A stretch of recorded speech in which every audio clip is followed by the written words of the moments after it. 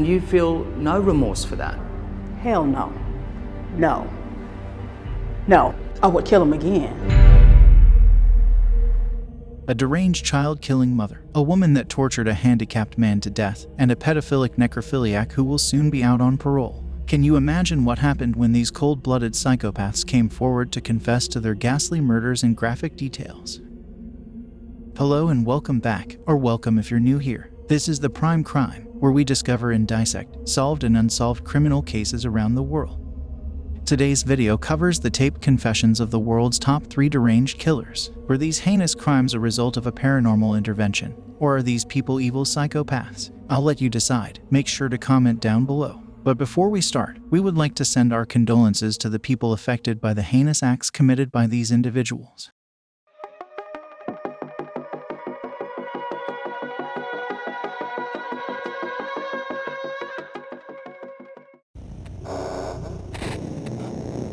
Would you trust a man nicknamed Goofy around your kids? How about a man that goes by the Beast? Luis Alfredo Garavito is perhaps the most evil and sinister serial killer, not only in the history of South America but worldwide.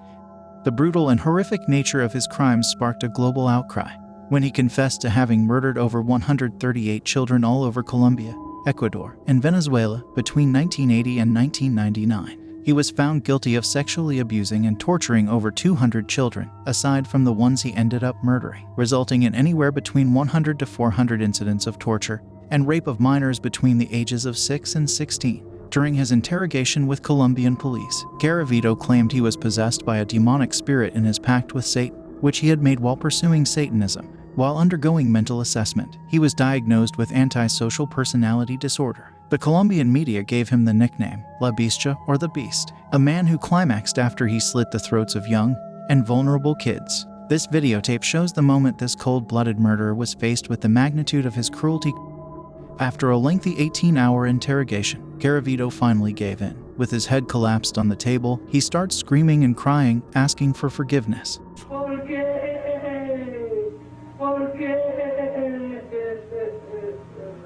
Garavito could only lead authorities to the bodies of 140 children. With the help of a little blue book, he kept as a sickening record of his murder spree. Hundreds of bodies remain missing to date, and many parents are still holding out hope.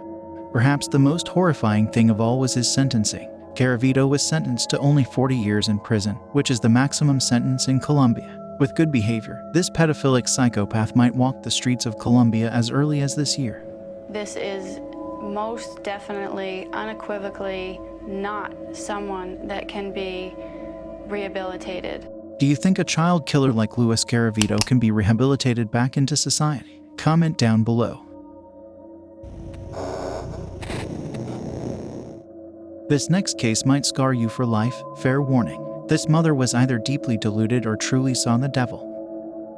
This interrogation footage shows 35-year-old Mitchelle Blair, a single mother of 4. On March 2015, she was brought down for questioning after her eviction notice was exercised, as authorities found something truly horrifying in her home. In the living room of the house, hiding in plain sight was a large white freezer, but the contents of this freezer were far from what you'd normally find. Inside the freezer, wrapped in a plastic bag, was the body of a 13-year-old girl. But Mitchelle's house of horror doesn't end there. Under the girl's body, there was something else. A tiny, lifeless body of a 9-year-old boy, wrapped in a kid's blanket. Mitchelle had brutally tortured and murdered 2 of her kids, Stoney and Steven. She claimed that in August of 2012, her youngest son told her by reenacting sexual play with dolls that his brother, Steven, had done this to him. The mother confronted little Steven and backed him up into a corner. She kicked and punched him until he had no choice but to say he did it. But Mitchelle's rage saw no end. She poured scalding water on his genitals, made him drink Windex, and eventually strangled him with a belt, causing the boy to die after 2 weeks of this horrific torture. She dumped Steven's tiny, cold and stiff body in her deep freezer and placed it in the living room of their house. There were no other options. I'm not playing crazy. I wasn't in depression. None of that. It's no excuse for rape, period. 9 months later, Blair found out that Stoney, too, was raping her youngest son. And without any proof, she began starving and beating her for days, until she eventually died in May 2013. Mitchelle wasn't too worried about hiding Stoney's body. She wrapped her own daughter's lifeless body in plastic and piled it on top of her deceased son. I only had one deep freezer. I mean, take the decision to pile the bodies on top of each other. Where was she gonna go?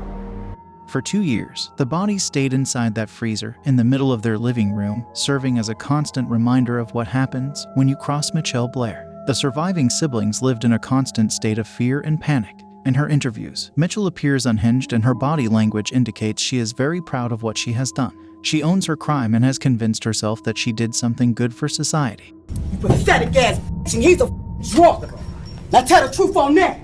Hey, you come sit down. For real? You! Everybody wanna know? Yes, I did kill her! It's fascinating how a narcissist's brain strives for a sense of superiority. Authorities later revealed that no evidence of rape could be determined. She was arrested for murder and confessed at the Wayne County Circuit Court. She truly believes she did this for the safety of her son and would do it again in a heartbeat. I would kill him again. What do you think? Was Mitchelle's way of providing justice fair? Comment down below. First of all, women generally don't commit crimes this heinous. Right. This is usually the domain of men. That's unfortunate. You think more women Oh, yeah, equal opportunity, definitely. You know someone's truly messed up in the head when they prey upon the vulnerable ones of our society. Terry Neely was a 46-year-old man confined to a wheelchair, residing in an assisted living facility in Arizona. Terry liked meeting people, and it was his desire to make new friends that unfortunately cost him his life. On August 5, 2009, Angela Simpson lured Terry Neely into her home, and the world never saw him alive again. The incident, can you tell me anything about what happened during those 3 days? I took him to my house, walked him upstairs, kicked his ass, and killed him. Terry was repeatedly beaten, burned, and stabbed in this gruesome ordeal that lasted for 3 days. Angela took pleasure in this torture. She even propped a full-length mirror in front of her helpless victim, where he could see himself being tormented. You murdered this man. Yes, You tortured him. of course. There is no ambiguity and there is nothing you want us... in court today you said you're not here to pretend to be remorseful. Of course not. Why would I do that? Are you remorseful? Not at all. Angela pulled out several of his teeth and even drove a 4-inch nail into his skull. A missing report was filed, and Phoenix Police Department searched for 2 weeks before finding a completely dismembered and scorched body of the adult white male in a trash can. The body was brutalized beyond recognition and Terry Neely was identified only by his fingerprints. Angela chopped him up into pieces before burning his body in a city trash can inside her house. 5 days later, Angela was arrested and sentenced to life imprisonment. In her interview, Angela showed no remorse for her action, her psychopathic tendencies visible clear as the day. When asked what she would change if she was given a do-over, Angela said she would have kept him alive for a week to torture him some more. If you had that moment to live over again, I'd have kept him alive a week. but you would have still tortured him and killed him. Oh, I'd have tortured him for a week, yeah, instead of 3 days. Definitely. Angela was upfront in admitting she murdered him because he was a snitch. She clearly abhorred snitches and you can feel the irritation in her voice. Do you believe him? Do you think he really was a snitch? Oops, if he wasn't. She was disgusted by the fact that her history of mental illness would create sympathy for her in public. I have a mental history from 10 years old till present, so, yeah. When you say mental history, I mean, do you care that anyone feels sorry for you? Do you want anybody? Feel sorry for me. Yeah, should the people who are watching this say because she had a bad childhood, Of course not. because she had as mental illness, Of course not, no. that we should feel some sympathy for you? No. You would not have that. I want no sympathy, no. For Angela, everything is black and white. Either something is good or it's bad. Either it's right or wrong, you are a foe or friend. Unfortunately, Terry became a foe in her mind and it was necessary for her to do what she did to him. Help me understand, but to spend 3 days driving nails into a guy's head and pulling his teeth out. Right. Why? I found it necessary. Angela has such conflicting traits in her personality where on one hand she has an air of superiority in her mannerism, almost talking down to the interviewer, and on the other hand, her inferiority complex reduces everything down to the racial component. He's white trash, somebody had to take it out. That's it. I wouldn't kill another black individual. I think she is right when she said she should have gotten the death penalty. I expected to die for this. Will you kill again? If the opportunity arises, I hope so. Tell us your thoughts in the comments below. Thank you for watching, and do not forget to hit that like button. That lets YouTube know you're enjoying what you're watching.